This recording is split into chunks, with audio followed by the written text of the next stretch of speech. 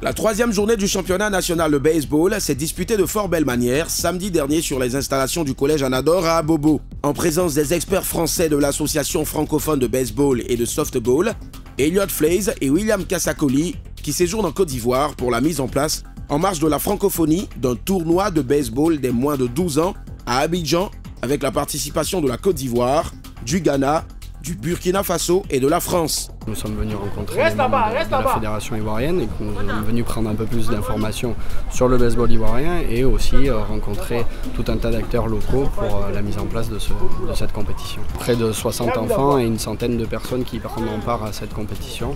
Les enfants venus à la fois du Burkina Faso, du Ghana, les enfants ivoiriens et puis l'équipe de France des moins de 12 ans.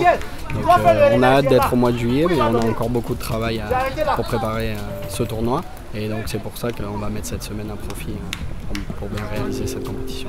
La seule rencontre au programme de cette journée, les sorciers de Koumassi, qui affrontaient les Pitbulls de Marcory, s'est mué en une véritable démonstration de force de la première formation citée.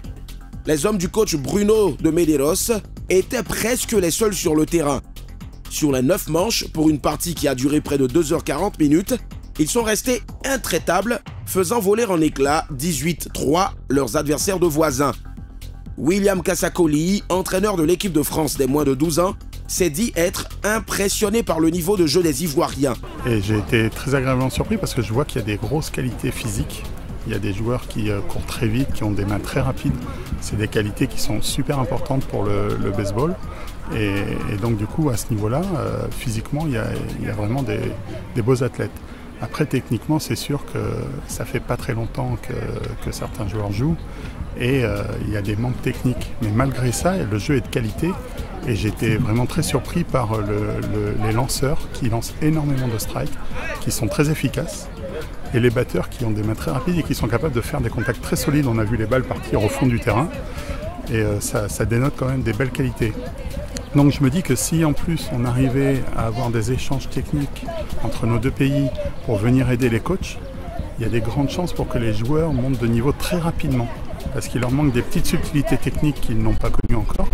Et si on arrivait à leur apporter ça, je pense que très rapidement ils seraient très forts.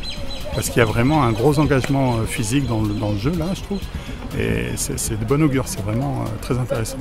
La bataille pour le titre se jouera jusqu'au bout avec les sorciers de Koumassi, déterminés à ne rien laisser leur échapper cette saison. Harmonie d'Abobo est donc avertie. Le baseball en Côte d'Ivoire existe bel et bien. On nous voit. Au compte du championnat national, nous sommes à la 3e journée.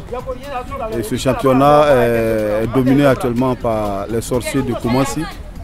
Il faut dire que dans l'ensemble, le niveau du jeu ivoirien est acceptable. Une bonne réaction au niveau vraiment de nos apprenants. Et nous espérons qu'à la fin du championnat, on va sortir vraiment l'équipe qui pourra valablement représenter la Côte d'Ivoire sur l'international.